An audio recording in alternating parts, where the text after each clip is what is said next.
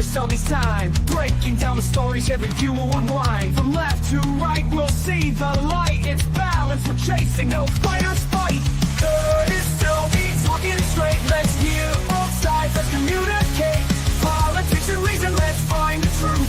Curtis Selby's here to bridge it for you. Debates, insights, it's all on the screen. Curtis Selby, keeping it keen. Hit subscribe, stay a while, let's dive in deep with Curtis Selby. The combos you need. The combos you need.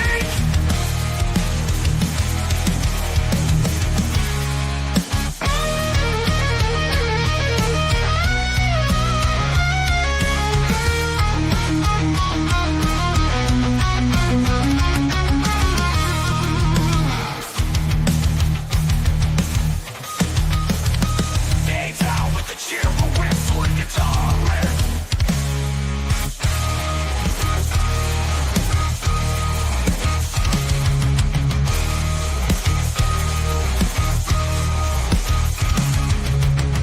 Debates, insights, it's all on the screen. Curtis Selby, keeping it keen. Hit subscribe, stay a while, let's dive in deep with Curtis Selby. The convo's unique. Curtis Selby, talking it straight. Let's hear both sides, let's communicate. Politics and reason, let's find the truth. Curtis Selby's here to bridge it for you. Debates, insights, it's all on the screen. Curtis Selby, keeping it keen. Hit subscribe, stay a while, let's dive in deep with Curtis Selby. The combos you need. The combos you need. The combos you need.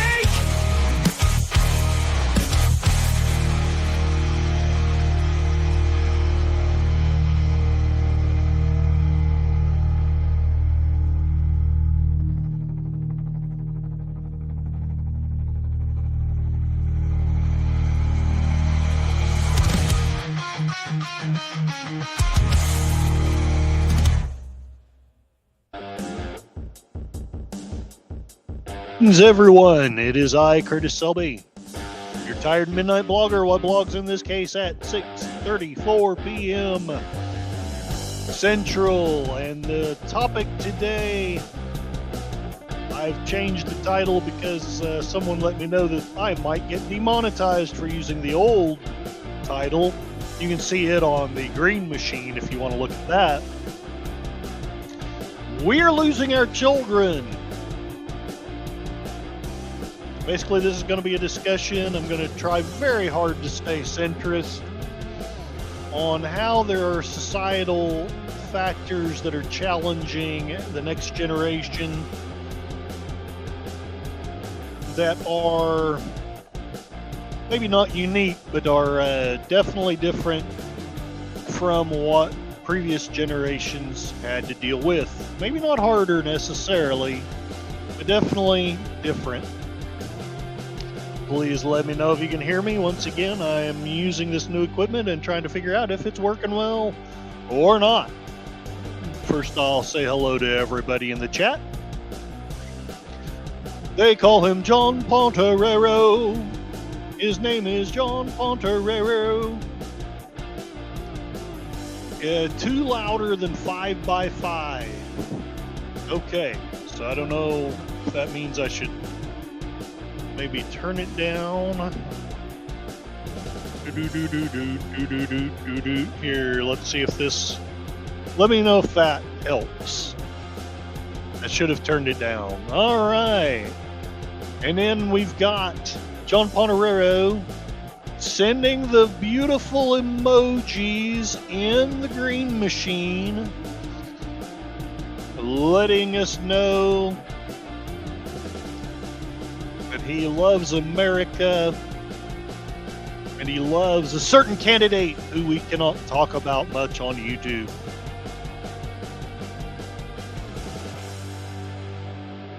And here's this dummy.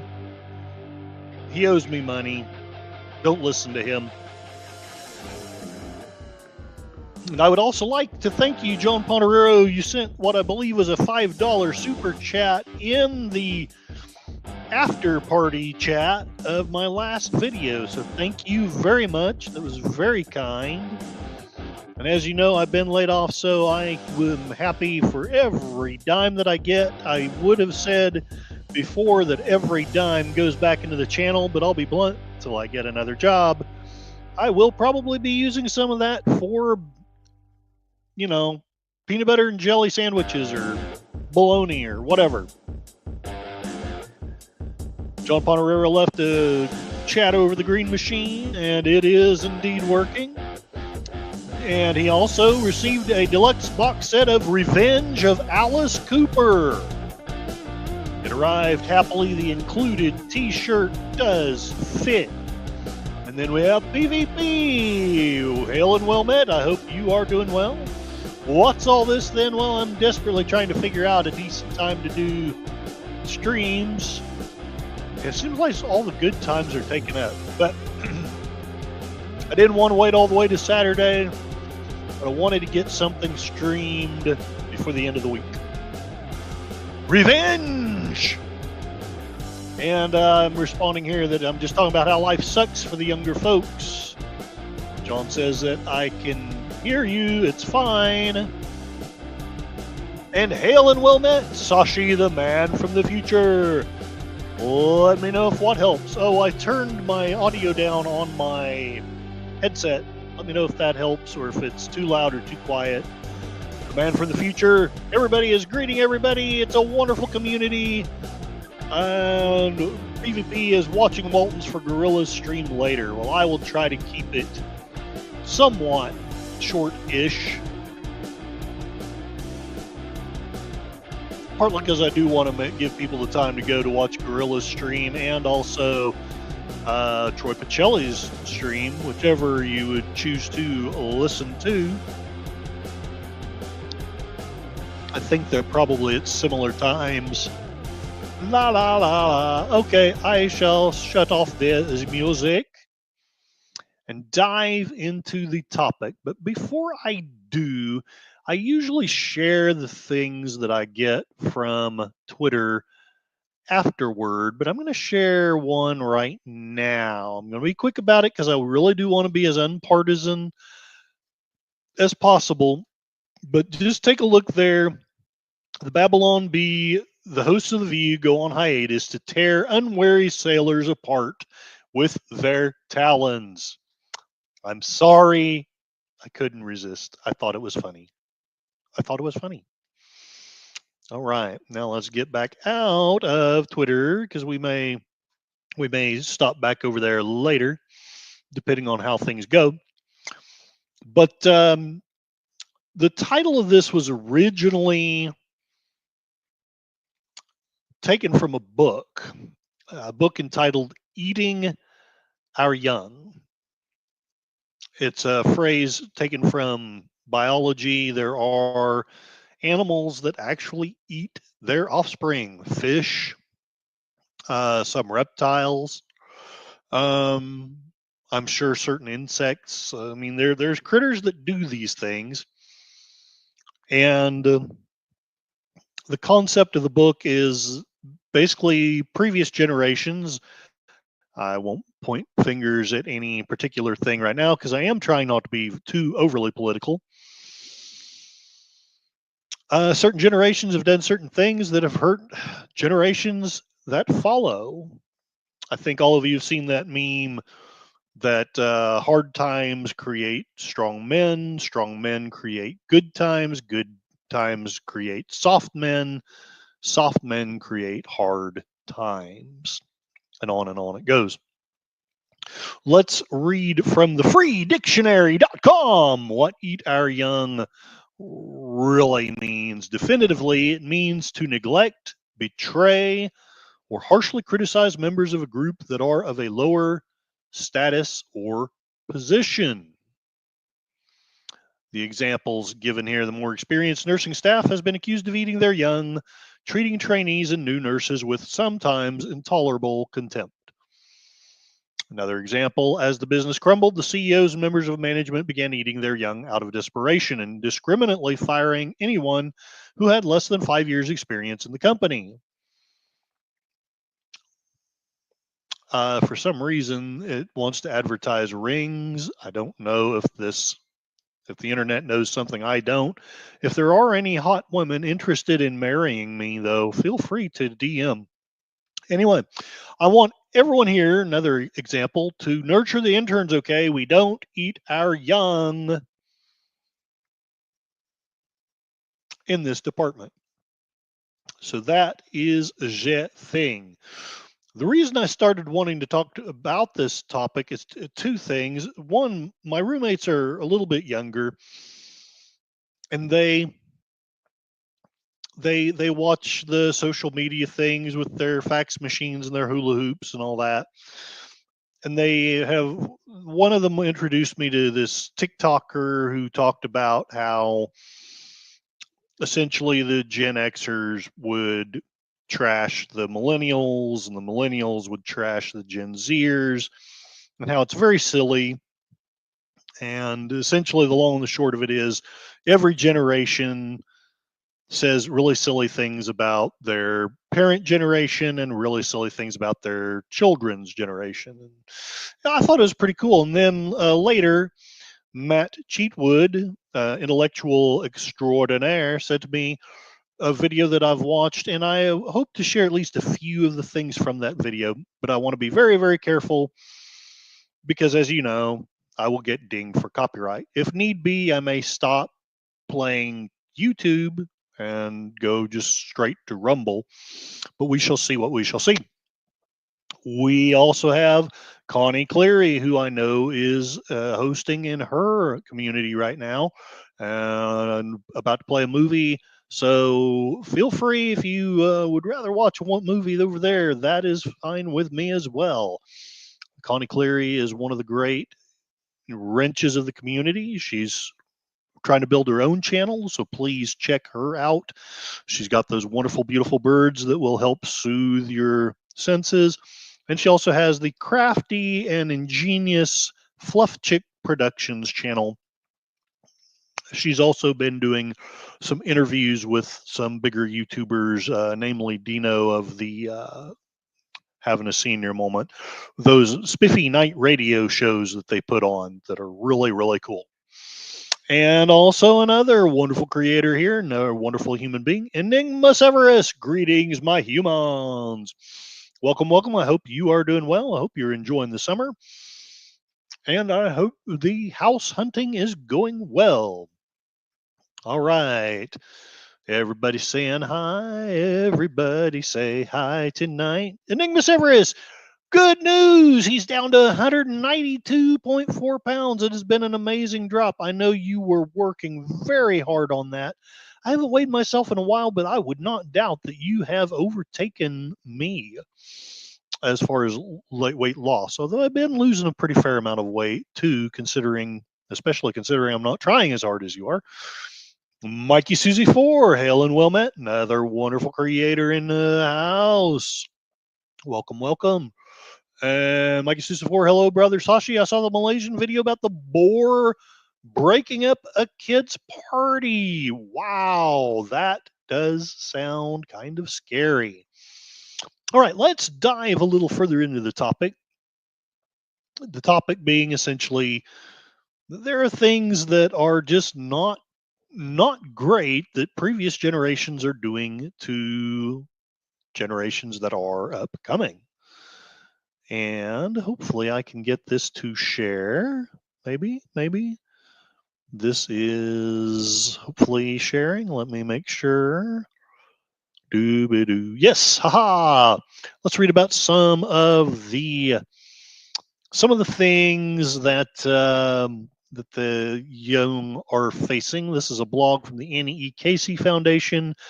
In my efforts to be centrist, I did look up to see if they have a bias. They kind of do, because everybody does.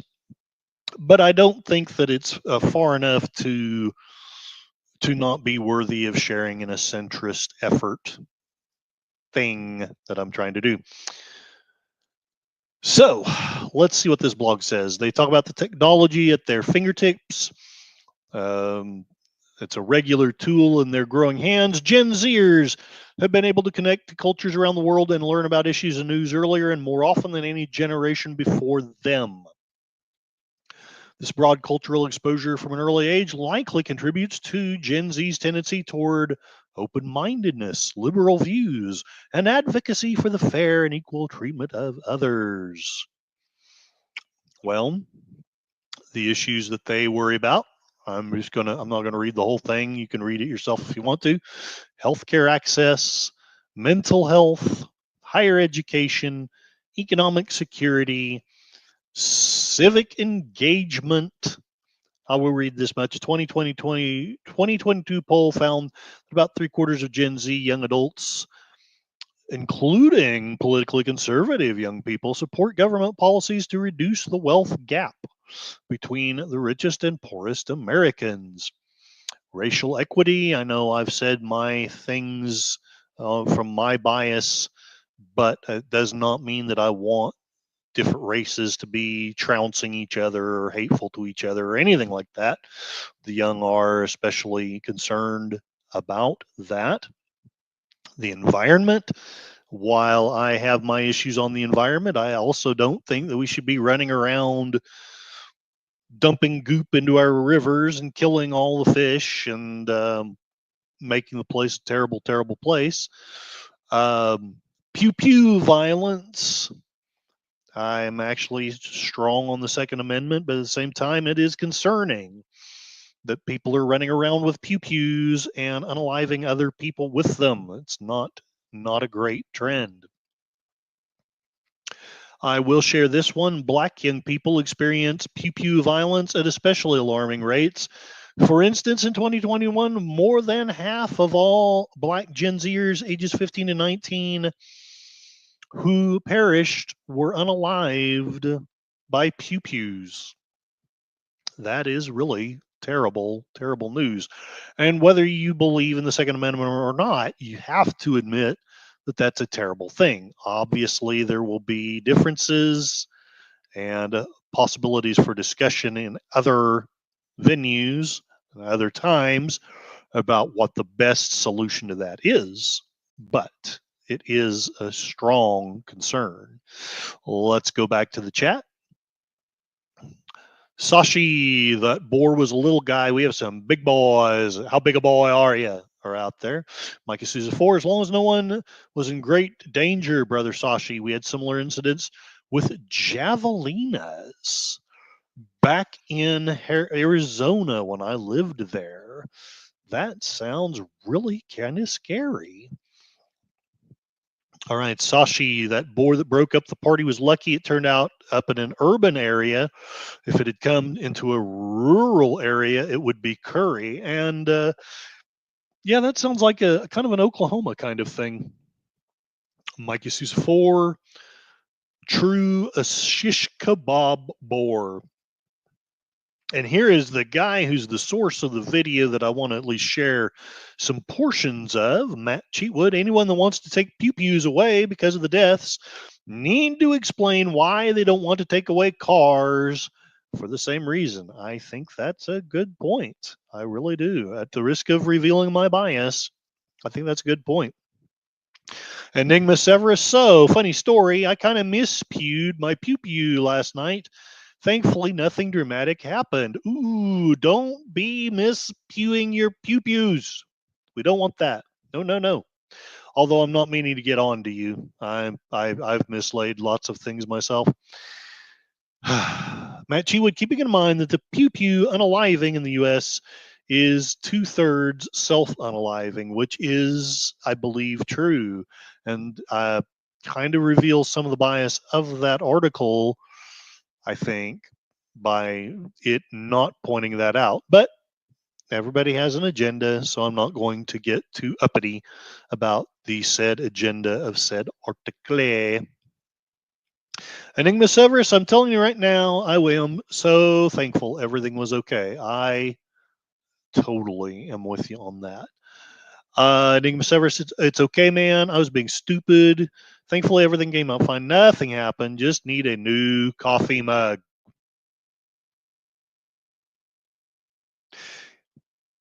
Don't be violent to your coffee mug. coffee is what keeps me going. It's my best hope in the world. All right, Sashi, lucky you didn't have any incident in the Miss Pew. At Enigma Severus. Okay, so I'm going to share this video. Now, I know I have to be somewhat careful because YouTube doesn't like us sharing videos. And the thing that exasperates me the most about that, Asmongold TV, I'm not criticizing him.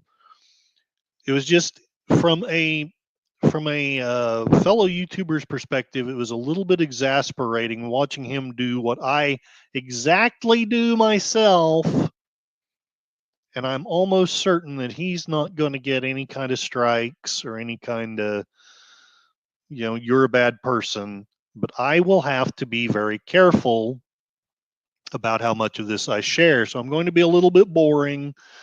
I'm not going to play much of the audio. I'm not going to play much of it at all.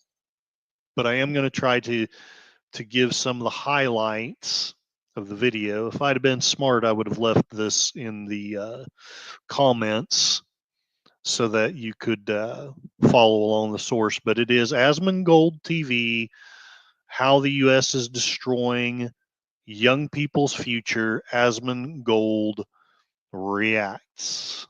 So let's get caught up in the chat, and then I'll experiment with this and see how well it goes. I notice that there looks, dang nabbit.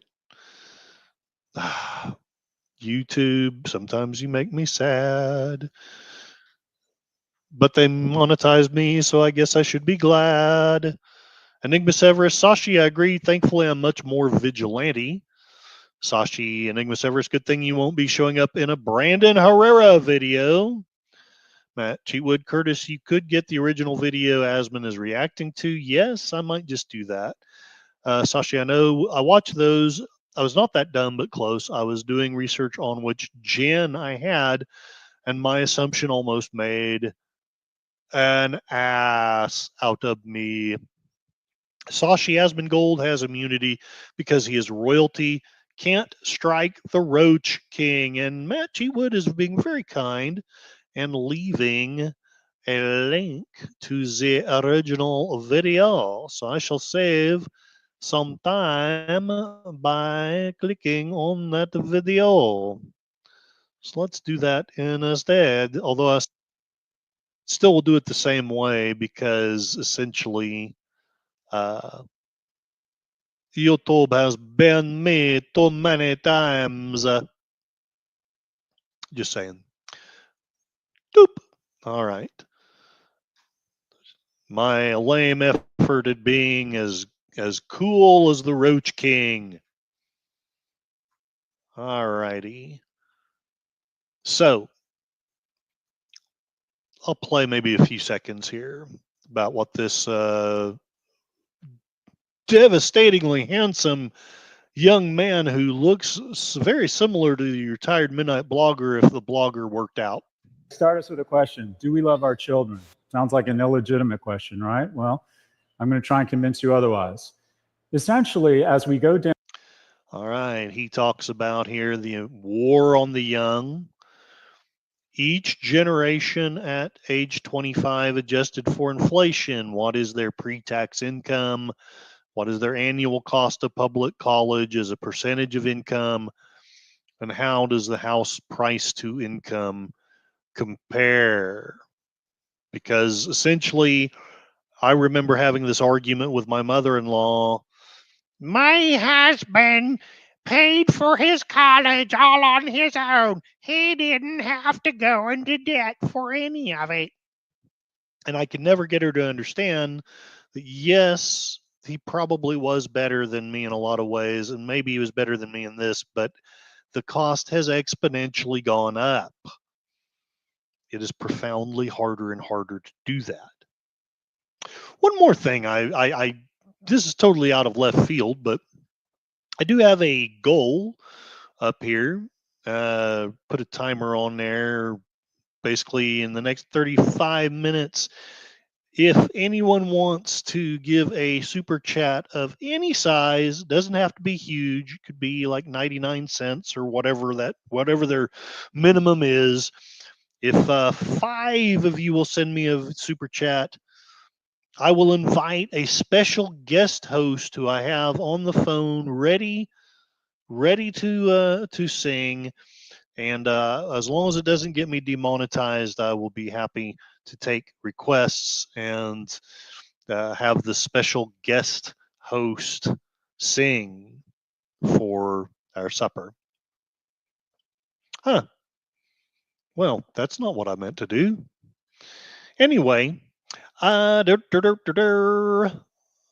last look at the chat because it's cooking, and then I will dive back into the topic. Kapla! Gorilla's Random Thoughts. Sorry I'm late. Needed to watch the Waltons episode for tonight, and I figured that would be the case. I thought about putting this off until tomorrow, but then I was like, I don't know what's going on tomorrow, so I wanted to get at least one more in before the weekend. Matt Cheatwood has to head out in about 5 minutes. Don't leave us, says Enigma Severus. Gorilla's Random Thoughts, don't feel bad. I just watched it too. Enigma Severus, Matt Cheatwood, we have so much to opinionate about amongst ourselves and no one else. PvP, sorry if I missed you, was watching the Waltons. Matt Cheatwood, I remember being able to afford college working entry-level jobs in the late 80s and early 90s. I know it was a lot. I mean, it was still tough. Don't get me wrong, but it was a lot easier back at that time to afford college than it is now. Enigma Severus paid his entire college and master's degree on his own. Huzzah! Did lots of soccer training to pay my way. No debt, no loans. I even paid off my car already. I think I have 2 or 3 more payments to go. So, people are laughing at each other's jokes.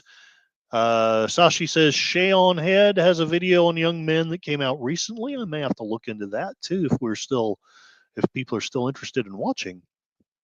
PvP, even with inflation, I think prices on everything have increased more than they should have. And I would agree with that. PvP, it's not just that prices have gone up, it's that wages have not. And that's the thing. That's the thing that's really killing us. We have this high inflation, but we don't have wage increases. So what's up with that? One of the other reasons why I wanted to do this video, I won't name names because, again, trying to go back to being centrist, but one of the reporters that I have followed in the past was saying that you really cannot sell capitalism to this generation because they've been told that this is capitalism. And I will not comment on that at the moment. And yet they can't afford homes, they can't afford to get married, they can't afford college. It makes capitalism hard to sell. PvP, I could see a movie for 50 cents as a kid. Comic books were 15 cents. Record albums were $4.99. Right on, right on. Let's see. I'm going to skip ahead just a tiny, tiny bit here. All right. So pre-tax income for the grandparents of the current generation, so likely my parents, $74,000 when you adjust for inflation. The annual cost of a public college as a percentage of income was 14%. And the house ratio price to income was basically roughly three times your annual income. Again, all this is adjusted for inflation. All these percentages, you really don't have to adjust so much for inflation because they're just there. Parents, so I'm assuming my generation, all things got worse for us, and I could tell you that that's so.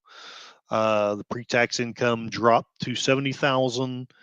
The annual cost of college education as a percentage of income was 17%. I think from my experience, it seems like that's a low figure, but okay, we'll that's his figure, so we'll run with it. And the house price to income ratio was 4 times. Let's see what he has to say. Generations, people are making less money on an inflation adjusted basis. In addition, And I guess it's this generation. The pre-tax income has dropped to a dismal, when you compare to the other numbers, $56,000. The cost of public college as a percentage of income is 42%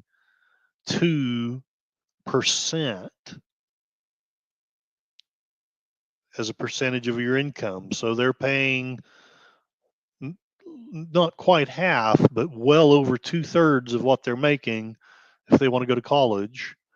And house price to income is now 7 times. If I'm understanding this correctly, maybe this was the generation before. the cost of buying a home, the cost of pursuing education continues to skyrocket. So the purchasing power, the prosperity is inversely correlated to age. Simply put.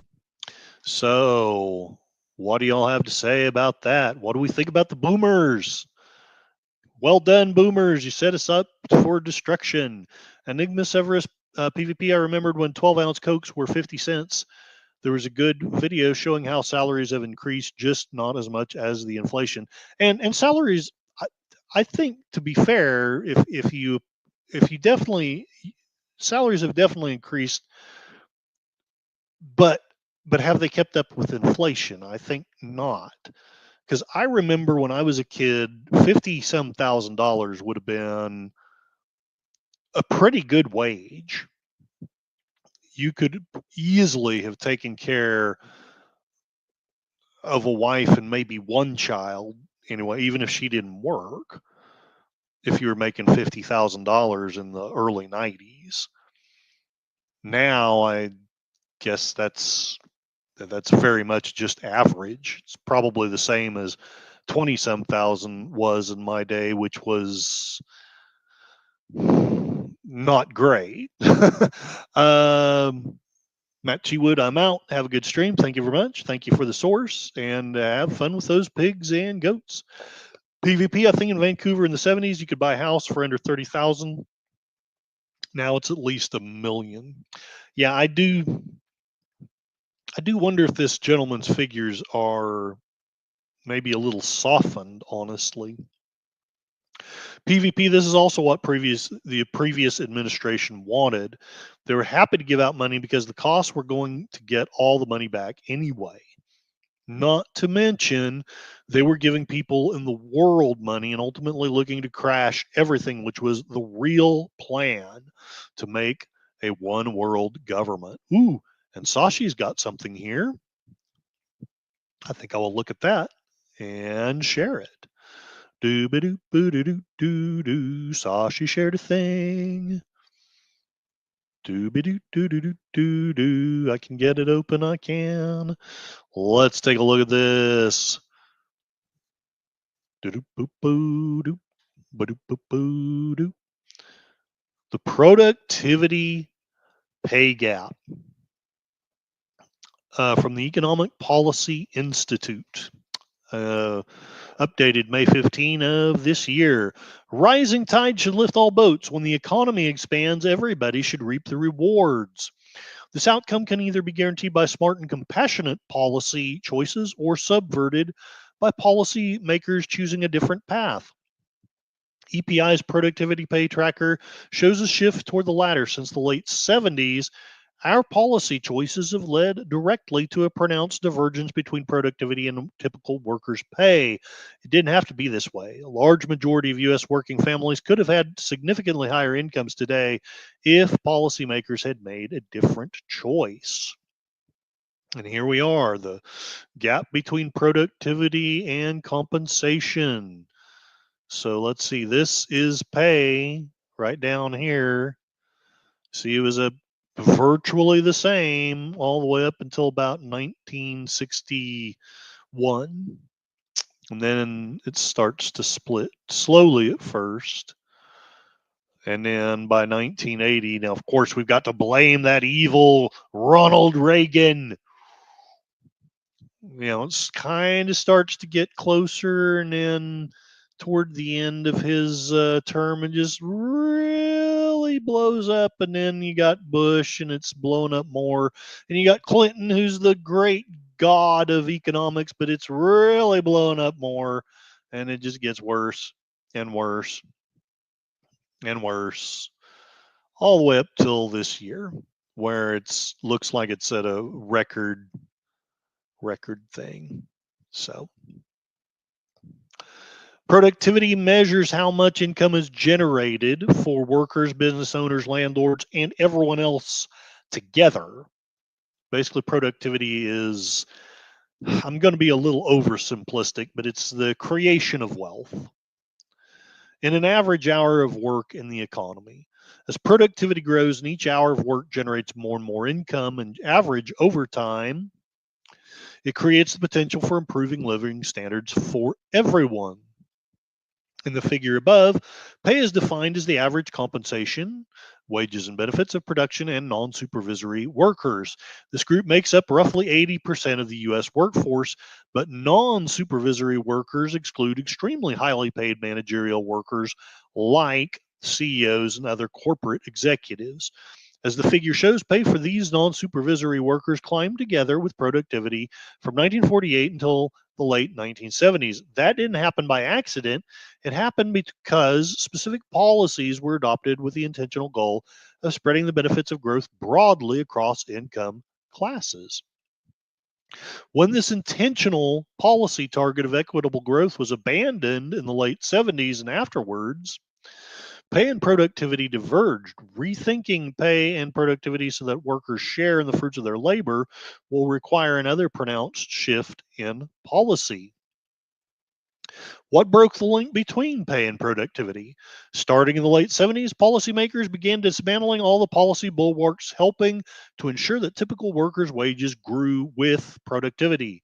Excess unemployment was tolerated to keep any chance of inflation in check, which worked like a charm in the late 70s, I'm going to tell you. Raises in federal minimum wage became smaller and rarer. Labor law failed to keep pace with growing employer hostility towards unions. Tax rates on top incomes were lowered. And anti-worker deregulatory pushes, from the deregulation of the trucking and airline industries to the retreat of antitrust policy, which is, to me, one of the biggest things right there. The whole dismantling of the antitrust policies and the increased number of monopolies. That's what I key in on right there for what's caused so much. But anyway, to the dismantling of financial regulations and more succeeded again and again. I'm not real keen on regulations, but I do have some thoughts about how sometimes they are necessary, but I will leave them for a later stream maybe. In essence, policy choices made to suppress wage growth prevented potential pay growth, fueled by rising productivity from translating into actual pay growth for most workers. The result of this policy shift was the sharp divergence between productivity and typical workers' pay shown in the graph. A closer look at the trend lines reveal another important piece of information. After 1979, productivity grew at a significantly slower pace relative to previous decades. Now, that I would suggest is because we are not compensating workers. In other words, we're not compensating them for being more productive. If you really want productivity to increase, you need to have, and I wouldn't even say more pay, but you need to have incentive. So maybe a bonus if you hit certain productivity marks, or maybe percentage profit sharing. I'm a huge fan of profit sharing. I think it should be way practiced way more often and way more equitably. Anyway, because pay growth for typical workers decelerated even more markedly than productivity, a large wedge between productivity and pay emerged. The growing gap amid slowing productivity growth tells us that the same set of policies that suppressed pay growth for the vast majority of workers over the last 40 years were also associated with a slowdown in overall economic growth. In short, economic growth became both slower and yet more radically unequal. Let's take a look at what's going on in the chat. PvP is saying the globalist elite want us to struggle. If we worry about survival, we can't challenge them. We're basically a slave class, and I would agree with that. I feel like I've missed a... Yes, I have. That's what okay. I missed that John Ponterero has sent a 99-cent super chat. So we should be about a fifth of the way to the goal. So if you want this special guest, send another super chat or two, whoever can. And I will, one, appreciate it. And two, we will reward you. We'll let the people who send the super chats decide on a select number of guests. They can select one, whoever the guest may be, and as long as it doesn't demonetize me, a song for the special guest to sing. All right, back to the chat. The link I shared is productivity and versus compensation growth. Right on, Sashi. PvP, when I went to college 35 years ago, my tuition was less than $1,000 for a semester. Yeah. I remember looking at one of the universities that I went to at what the tuition and tuition books and dorm room costs were for someone 50 years before me, and I adjusted for inflation, the rule of thumb being that on average everything should double in price every 18 years. And I remember thinking I could just easily, and I mean, not even difficultly, just easily work a part-time job and pay that if it was the same amount now.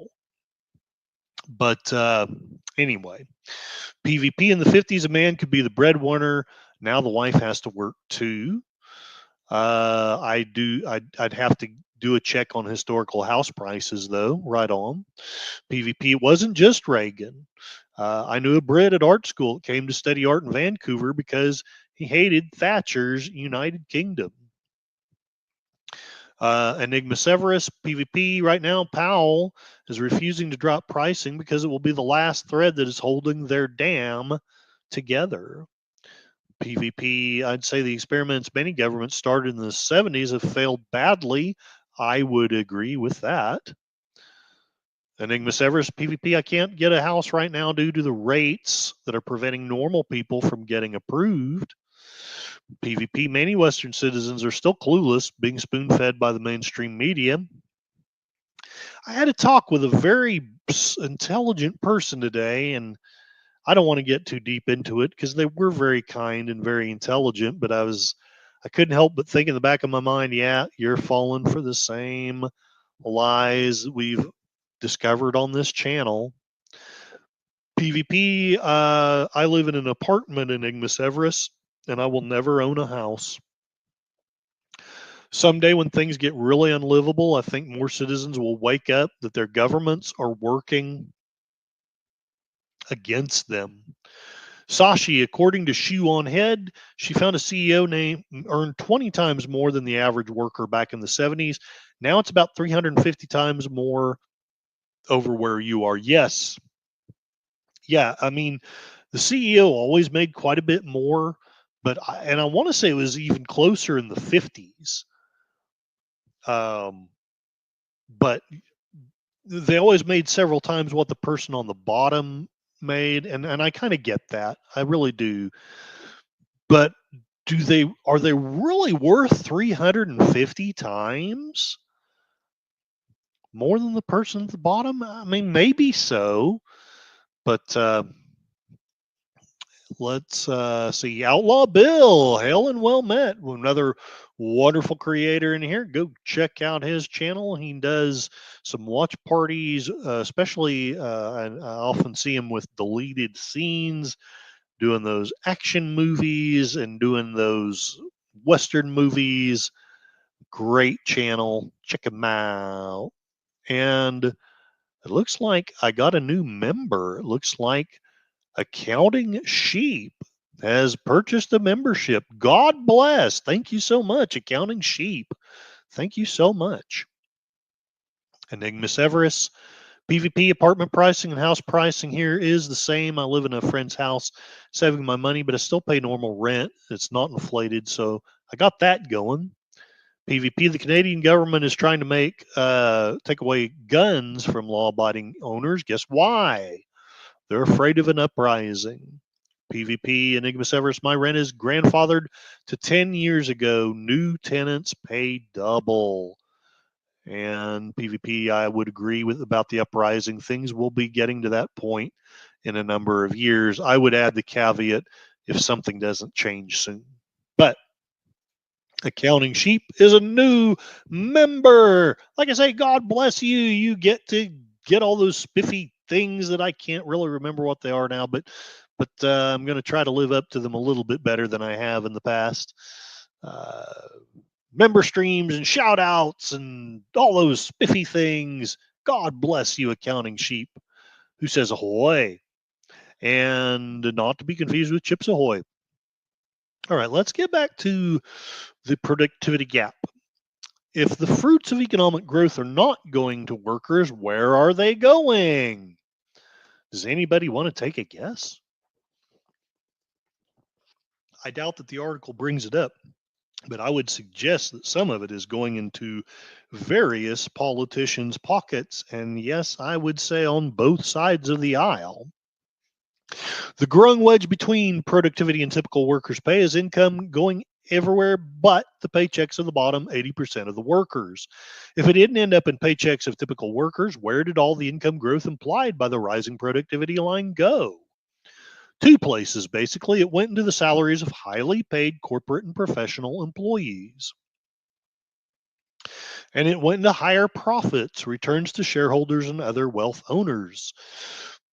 This concentration of wage income at the top, growing wage inequality, and the shift of income from labor overall and toward capital owners, the loss in labor share of income, are two of the key drivers of economic inequality overall since the late 70s. And again, the article doesn't point it out, but I would say that we can actually take it back to the early 60s, maybe even the 50s. Where can I learn more about the productivity pay gap and how to close it? First of all, no, I won't dive into that. I won't dive into that talk right now. A series of EPI reports over the last several years track wage trends and racial wage gaps and their relation to the productivity pay disconnect. Two foundational papers explain in detail how we measure the productivity pay gap and why broad-based wage growth is our central economic challenge. We had more enlightened, wealthy people back in the early 20th century. I know that Henry Ford is kind of a controversial figure, but something that a lot of people don't realize is that it wasn't unions that got us a 2-day weekend. It was Henry Ford. He decided that a 2-day weekend would really attract some of the best workers and reward them for their increased productivity and make them happier. And I would suggest he is likely right because it was adopted by a vast majority of companies, not out of the goodness of their hearts, but because they wanted the same kind of profitability that Henry Ford had. Anyway, getting back to the article, how does EPI construct the productivity pay graph? EPI makes a series of data choices to construct the indices of productivity and pay in the chart above. Our data choices, and again, I won't dive too deeply into it, but statistics can sometimes be the art of manipulating what figures you're going to put in. I'm not saying this isn't a good source at all. I'm just saying that I actually like that it is pointing out that this is how we chose our figures so we can make up our minds ourselves whether it's a good source or not. Our data choices reflect our end goal to compare growth in the typical worker's pay with the potential growth in living standards, otherwise known as consumption, that productivity growth represents, with an eye to identifying how much rising inequality has put a wedge between these measures. In brief, we begin with a measure of labor productivity, economy-wide, income divided by total hours worked in the economy, which sounds reasonable to me anyway. Let me know in the chat if you think so. We measure productivity for the entire economy, not just the non-farm business sector that is the focus of much economic commentary. This total economy measures include outputs from farms, government agencies, and nonprofits. So they're including a lot of information that isn't typically looked at in, say, government studies and things.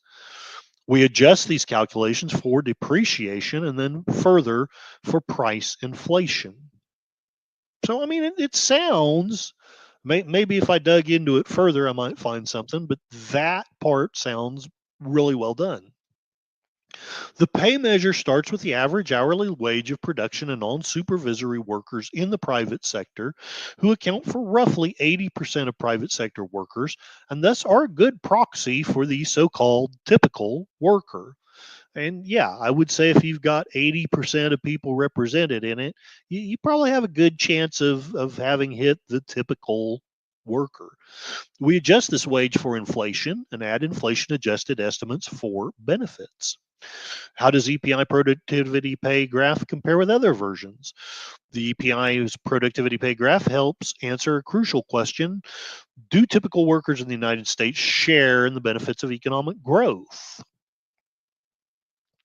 The big and growing gap between productivity and pay growth answers that with a resounding no. But in order to see this clearly, all the adjustments we have made to the data are necessary. Failing to make these data adjustments leads to incorrect conclusions about how much the rise of inequality has delinked productivity and pay for typical workers. And as we all know, both sides do all kinds of shenanigans with statistics. One side has a narrative, the other side has a narrative, and we're going to try to adjust all of our graphs to hit our narrative. How much of the productivity pay gap is driven by inequality? The entire gap in EPI's productivity pay figure is associated with rising inequality. Inequality among wage earners and the rising share of overall income going to owners of capital rather than to workers for their labor. However, since researchers and analysts may still be interested in factors that account for various parts of the wedge between our measure of pay and other measures of productivity, we decompose these gaps further.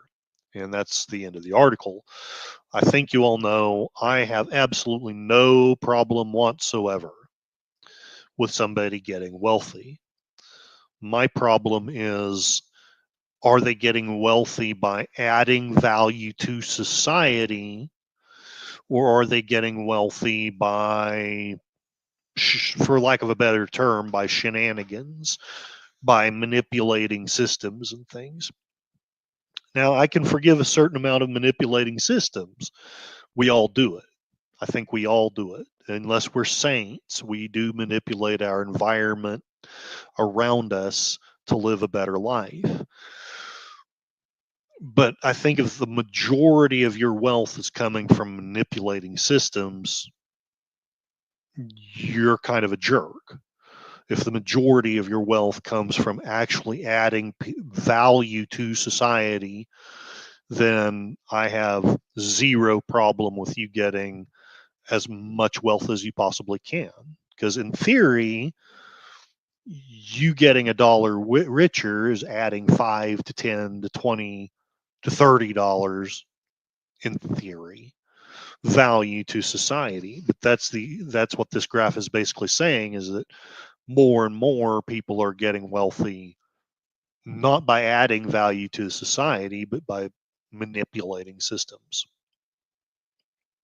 All right, let's see what else we've got. Connie Cleary is saying hello. Congratulations to Accounting Sheep. Bah.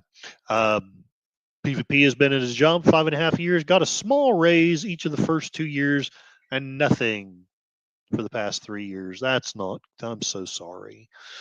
PvP, it's time to change if you can. And LDG at Free the Net. Hail and well met.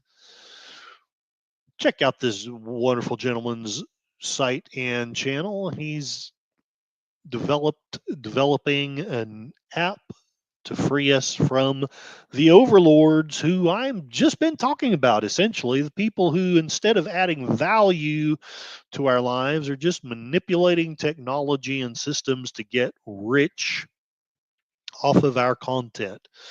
LDG is setting up a system where we will be free from them. So please check him out. Sashi, yeah, I seem to notice a rise in rich dumbasses. You know, I used to listen to a lot of self-help stuff. I wish I could remember her name. There was this middle-aged blonde lady who, frankly, I thought was a very lovely woman, and I'm just going to keep it at that. But she was talking about how it's easy to get rich. It doesn't take brains. There's so many stupid people who get rich. And I keep thinking to myself, I know so many intelligent people. Surely, if the stupid people can do it, surely some of us smarter people can as well. And again, maybe I'm over idealizing it. I'm willing to play a little bit with the manipulation of systems, but I would think that with so many smart people in this community, we could think of a way to get wealthy, but do it the appropriate way by adding value to the lives of other people. PvP, my boss has a big house, second one in Alberta, a boat on the lake. My pay hasn't gone up in ages. He also says, PvP, I can't change jobs. I work at home. I'm a senior with health challenges. Before I got my job, I was unemployed and learned real fast most companies don't hire seniors. My boss is actually pretty good. PvP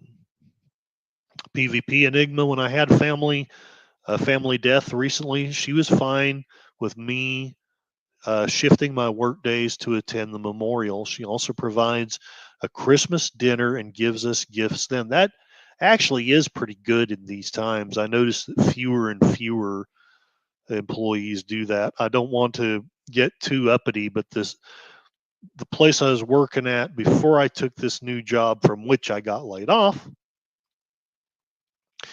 the previous place gave us a Christmas dinner every year until this last year. It seems like they didn't do it this last year. Anyway, Enigma Severus, PvP, maybe you could nicely request an increase due to certain needs. Maybe that can help. That is hard, though. Enigma claims to be a youngling. As a teacher, we can change locations when better offers come along. We only have 1-year agreements. I still think you should come out here to Oklahoma, Enigma Severus. But anyway, PvP, why can't I get rich as a smart person? That's my question.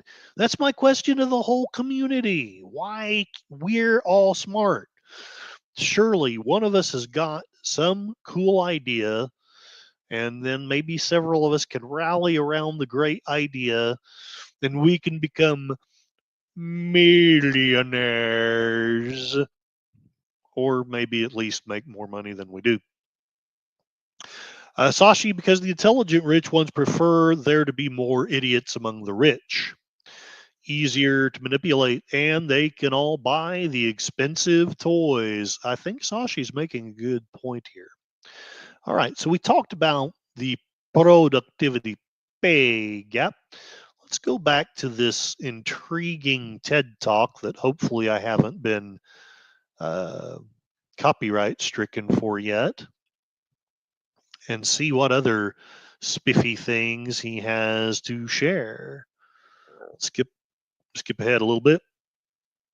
Contract that is now no longer in place, and for the first time in the U.S.'s history, a 30-year-old is no longer doing as well as his or her parents were at 30. This is okay. So the social contract, I'm going to be a little bit overly simplistic, but the idea being, you know, you work hard as a youth, you make certain sacrifices, some of them more or less reasonable, maybe not, but at the end, we'll take care of you when you're older. That's part of the social contract. And the idea is that over time, people will be making more and more. This was the progressive idea. That's what it actually means, is our kids do better, make more. We're heading toward that Star Trek future. I've had discussions already on this channel about whether or not we can ever get there, but that's the goal. We want that Star Trek future. And, we may have it rough, but our kids are going to have it better. Well, since the 40s, that's no longer the case. It's gone down and down and down and down and down, down, down. So that now, essentially our kids are going to have it worse off, not better, than we did. a breakdown in the fundamental agreement we have with any society, and it creates rage and shame. All right. Fundamental breakdown of the societal contract. Let's skip ahead just a little bit, maybe. As a result, people over the age of 55 feel pretty good about America, but less than 1 in 5 people under the age of 34 feel very good about America. Okay. So I know that I and my conservative friends, we have this discussion a little bit because we're all proud Americans. I'm proud to be an American. But the young kids don't feel that. Now there's a lot of controversy, and again, I'm trying very hard to be more centrist about whether that's justified, whether that's because of certain people's narratives or whatever. But only 18% of people between 18 and 34 feel very good about America. Now, my question is whether you're on one side or the other, can you expect kids who are spending more and more to go to college, more and more to get a house, finding it virtually impossible to be able to do the very basic biological function of getting married and having a family? How could we expect them to feel good about being Americans if it is becoming impossible to do these basic things? All right, let's get back to the chat for just a bit. PvP, even though my job is mind-numbingly repetitious, I realize it's a good job. It's weird though when I dream I'm doing my job when asleep. I still have nightmares where I'm trying to do 3 or 4 of my previous jobs in my sleep. Enigma Severus, Sashi, usually those of us who don't have money, or those of us don't have money as a motivator. My motivation is more towards having a family. I'm pretty sure I can get rich, but at what cost? Pun intended. In the end, it's a waste. And I don't know that it's a waste, but I do agree that there should be certain things you shouldn't be willing to do. And again, going back to, I think more and more It's the people who are willing to manipulate systems. It's more and more, it's people who are willing to lie or cheat or steal, who are the ones that are getting rich. And this is where you have to be very careful when you're being pro-capitalist. I'm pro-capitalist, but I'm not pro, let's let people lie, cheat, and steal. I'm pro, let's find ways to add value to society, and that will make me rich. Counting sheep, you see more stupid rich people because the smart rich people don't let you know that they're rich. And there is something to that too. If you've ever read The Millionaire Next Door, there is at least used to be, the book is a little bit dated by now, but back in my day, the vast majority of millionaires earned it themselves. They didn't inherit it. And did not live significantly better than everyone else. I mean, they might have had a slightly bigger house, they might have had a slightly newer car, but they didn't buy a new car. They bought a used car. They dressed virtually the same as everyone else. They didn't have 5 mistresses on the line. They'd been married to the same woman for all or most of their life. So all these things you can find in the Millionaire Next Door. Again, the book is a bit dated. I don't know if it's still accurate, but I know it was about a decade or 15 years ago. It painted a very different picture of the rich than what we usually see. Enigma Severus, PvP, I used to dream about my job when I worked at Chili's. Too much stress, and it would not let me rest. Thankfully, I'm not doing that anymore. Gorillas is on at 6 Pacific. Okay, I'll try to wrap this up then. Enigma Severus, working at home is great. Get up a half hour before my shift, no fighting traffic. I would, if I stay, I am thinking very hardcore about trying to find a work from home thing. But PvP, when I get groceries, the supermarket noise hurts my ears. Constant bell ringing drives me crazy. Can't imagine working eight hours there. Yeah, remember around 2000 when those internets started up, websites got millions in investors with no services or products. See, and that's what I'm talking about. People made wealth by manipulating a market, by manipulating people in a system. They actually didn't have any goods or services. And eventually that causes a collapse. A few years later, they failed, but the founders, here's the key point, the founders walked away with deep pockets. Sashi says, all right, I have to start getting ready for work. See you guys. And hail, DJ Ronnie G. Hail and welcome and well met. PvP, I hate traffic as well, which is why I do get to my job 2 hours before I need to be there. I can walk for an hour around the parking lot and beat all the traffic. Right on. All right, let me skip ahead to this. And I won't cover the whole thing, but I do want to get to, I at least want to get through the part of do we love our children? And I may just pick this back up on the next stream, other not counting the voice of Northern Oklahoma, which will be about homelessness, because like I'm kind of scared of being homeless right now. So anyway, let me get this. Let me get this. Come on.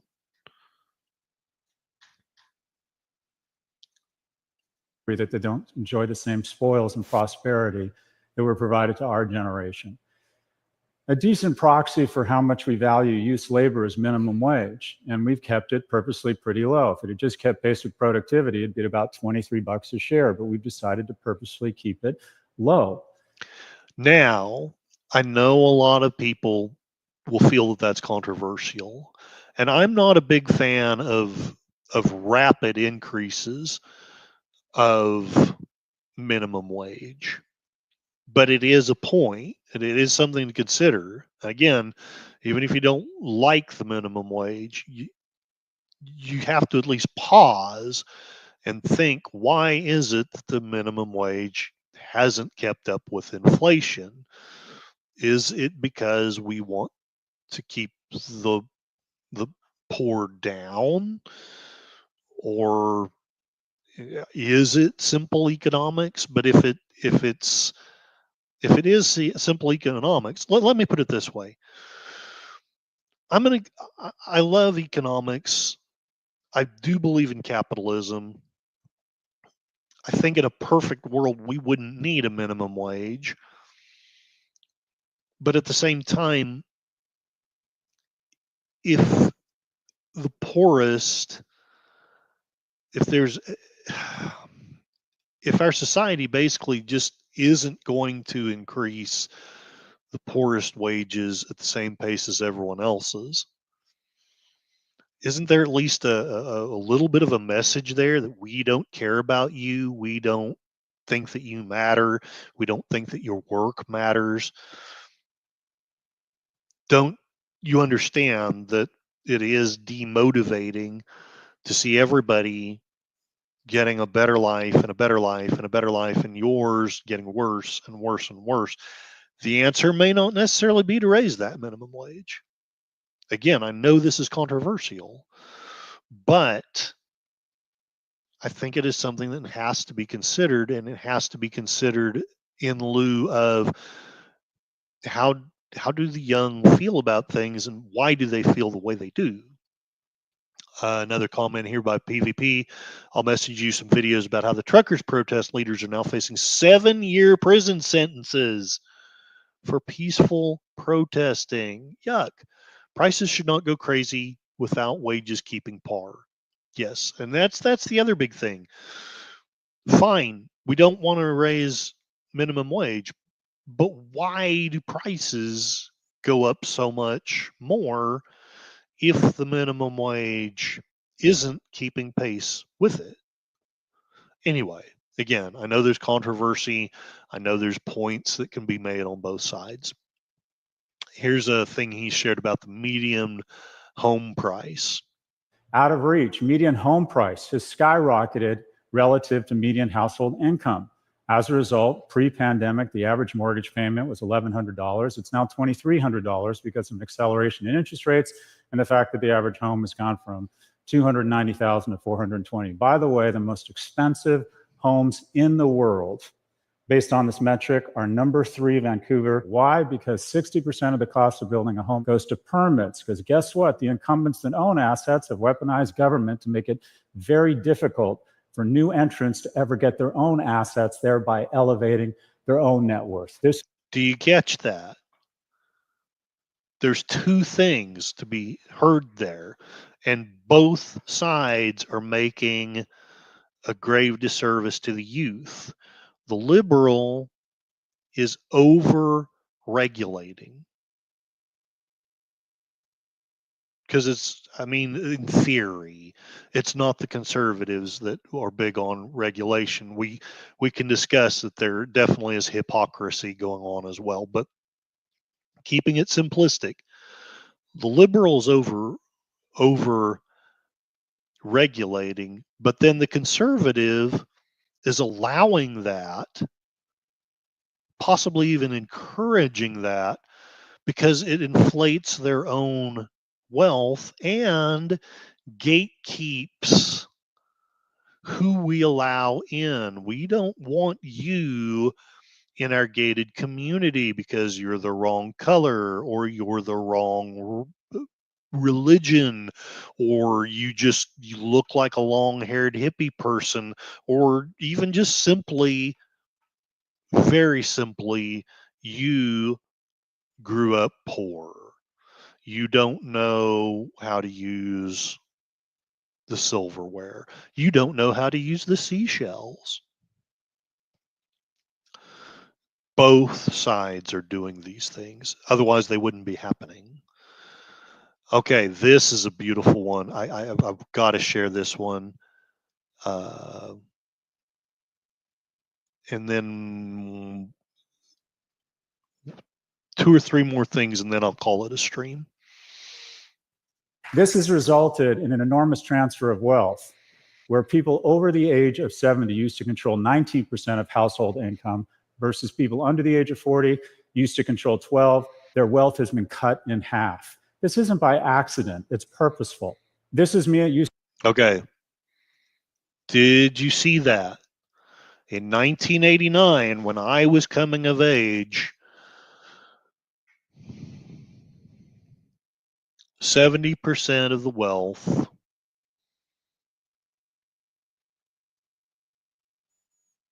or 19% of the wealth, a fifth of it was controlled by people over 70. Still probably too much. And only 12% was controlled by people under 40. So we already have a slanted system. Versus people under. And then by 2023, 30%. It's a 50% relative increase. Is controlled by people over 70, and 7%, almost cut in half, is held by people under 40. Yes, it is always true. It is always true, or has been for likely 2 or 3 or 4 or 5,000 years. Older people will have more because they've accumulated more. I get all that. I get all that. But the idea used to be, well, yes, I'm young and I have less, but I can build up more.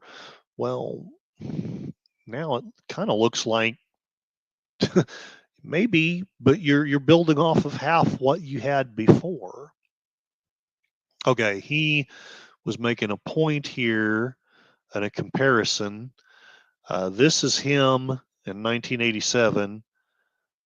Let's hear what he has to say about this comparison he's going to make. 7, I know your first thought is I haven't changed a bit.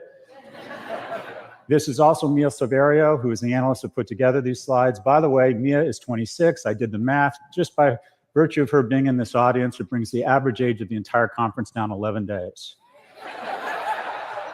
All right, but that's not the point.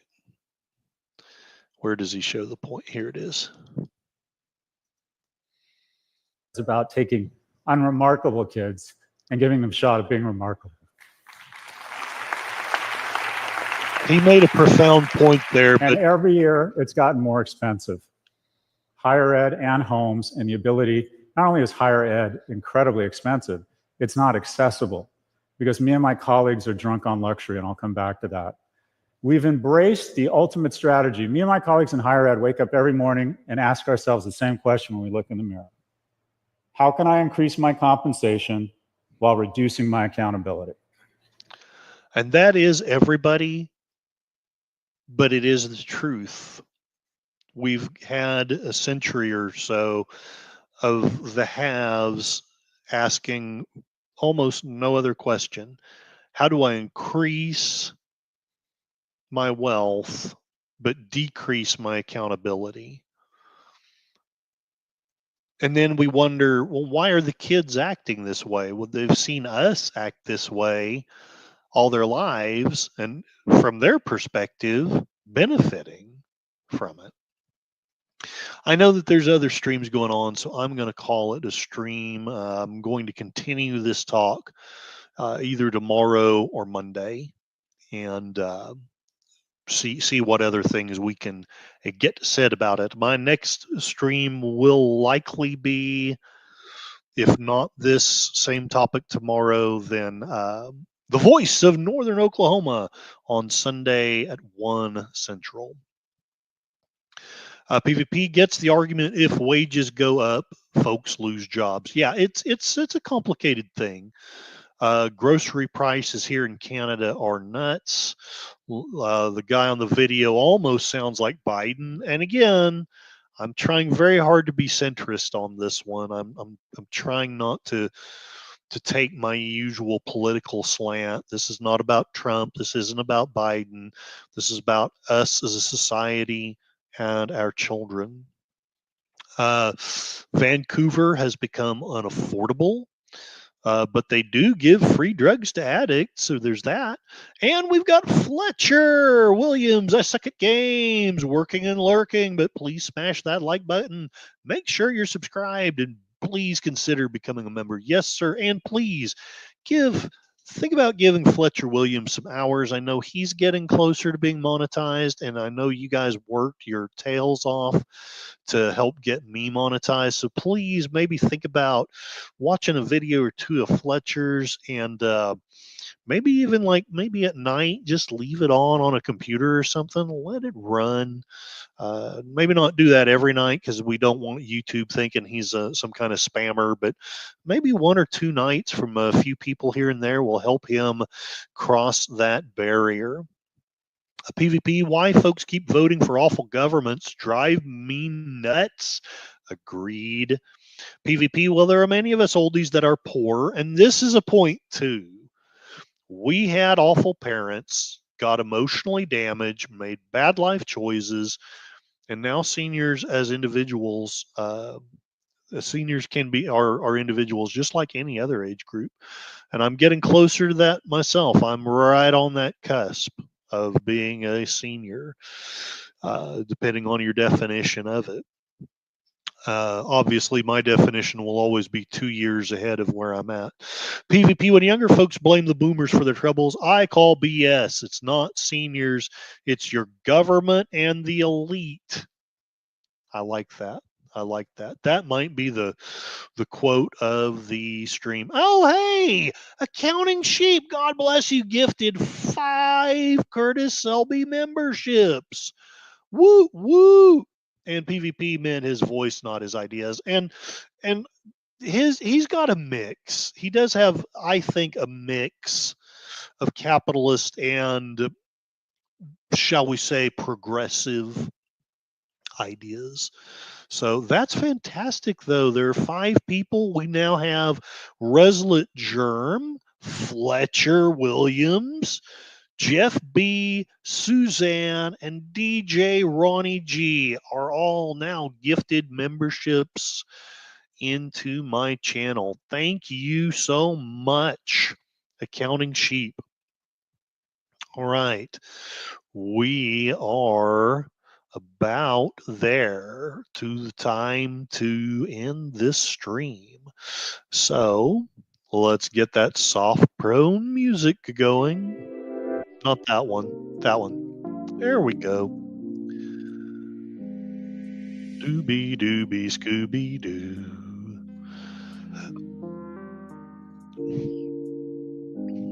Capitalism is the only system that works. I tend to agree with it. And I think I'm going to make one statement. I think that one of the reasons why we're where we're at is because we actually haven't been a capitalist society. I would say for at least 30 years and possibly much, much longer. DJ Ronnie G, thanking Accounting Sheep for that membership. Thank you, thank you. And I will try my best to earn your continuance. I know times are hard, but I'll do my best. Let's say thank you and promote everybody. I don't want to hide the current comment. Let me get back to the beginning of this wonderful chat. John Ponerero, one of my members and someone who's extremely helpful, thoughtful, sends me a lot of prayers, and God bless you. I know I need him right now. Thank you very much for all of the comments and all of the things that you do for this channel. This jerk owes me money. I'm going to beat him up next time I see him. Then we've got PvP, a wonderful creator here. He's probably going to be on in just a little bit on the Waltons if he isn't already there. They will be talking the Waltons. It's a good old show from the back when I was young. Really wholesome, healthsome, and just talks about a a time that was difficult enough but simpler, because people were just kinder back then. There were still some bad people, don't get me wrong. Hail and well met, Sashi, the man from the future. Thank you for showing up and for the kind comments. Hope you are doing well at work. Connie Cleary, the faithful bird woman of YouTube, currently doing a stream of her own movies, probably for another half hour or so. If you would like to go over there and check out that channel, feel free, Connie, to leave a link if you want to. And you might catch the tail end of her movie in that community. Check out her channel, Fluff Chick Productions. You'll see some spiffy crafts and some cool interviews. And check out her channel named by her name, Connie Cleary, and you'll get some really lovely birds being fun and spiffy. Enigma Severus, please check out his channel as well. He does some movie reviews. He does some movie tributes. He's got all kinds of really cool stuff. One of the best experts on C.S. Lewis that I know. Got a master's degree. He teaches. Good, solid human being, and yet he looks like the Joker. Please check him out. Show his channel some love. And Mikey Susie 4 also probably going to be doing that thing with the Waltons with Gorilla's censored thoughts, random thoughts. He also does nearly daily shows where he reviews older television shows like The A-Team, if you can find him, and if you can afford him, maybe you can hire the Mikey Team. Also, The Greatest American Hero, Star Trek, Star Wars fan films, Star Wars itself, and Get Smart. Missed it by that much. Matt Cheatwood, the gentleman who shared this video, and lots of other wonderful ideas. One of those hidden, intelligent people who, if the world was right, might be, I don't know. Who knows? Maybe he'd be right where he's at. Hopefully he's happy where he's at, and I hope you're taking good care of those goats and pigs, and I hope all of you and yours are staying well. I know Cassie says not seeing you guys often enough is rough. That's my own bad, because I'm always just lazily staying here. Thank you very much, John Ponerero, for the super chat. That was awesome. I need to get one of those things to play like Culture does. I need to film myself dancing in some goofy outfit. Play it for you guys whenever you do a super chat. Also, Accounting Sheep, welcome to the family. You're already part of the family, but now you're a doubly paid part of the family. God bless you. I need to try to make this stuff worth y'all's while. Ha ha ha!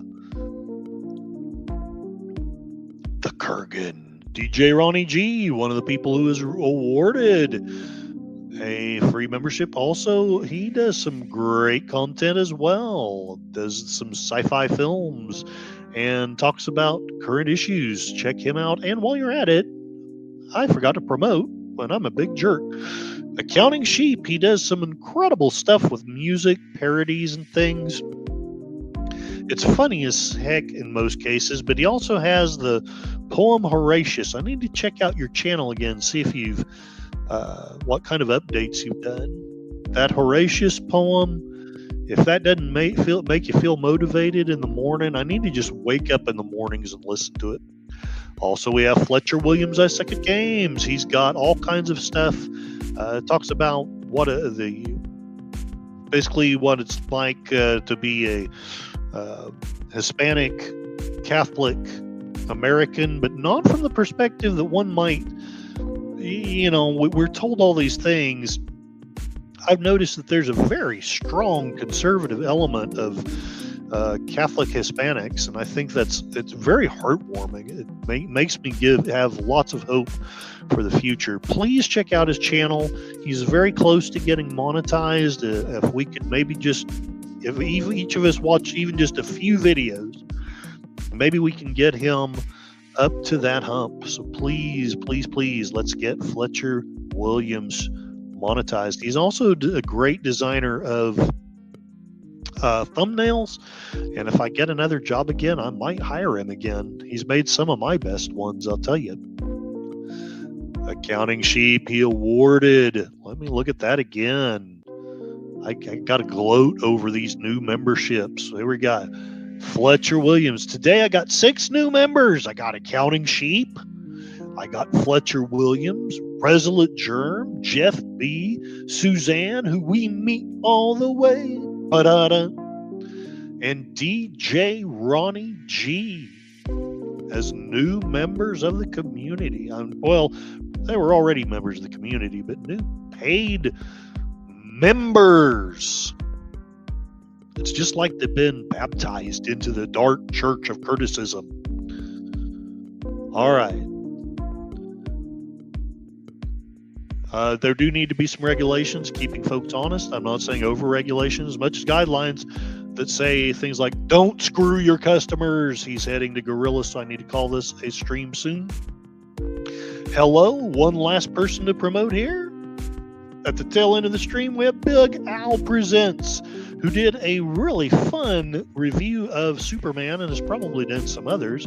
He's the creator of the 10-word review, and he's often doing those Saturday night films with friends. I think he's hosting tonight, but either he or Netter will be hosting The Flight of the Navigator. So please check that out if you would like. So it has been said that life is pain, and anyone telling you otherwise is trying to sell you something. It is true. I'm trying to sell you something. I'm trying, well, mainly to sell super chats right now. But the other truth is, the more important truth is, I'm trying to sell you on the idea that you are smart enough, capable enough, wise enough to run your own life. You do not need big governments, big corporations. You don't need a bunch of liars telling you how to live your life. And lastly of all, I want you to know that even though it may feel differently, you're not going insane. You're going sane in a world gone mad. And that's right, Big Al, my apologies since I've been laid off. I often get my times all mixed up. Tonight is Troy Pacelli's. He's doing his last call thing. And then tomorrow, Saturday night, for some reason it feels like a Saturday, Big Al will be hosting, I think, Flight of the Navigator. Anyway, I hope you all have a wonderful evening, and spoon!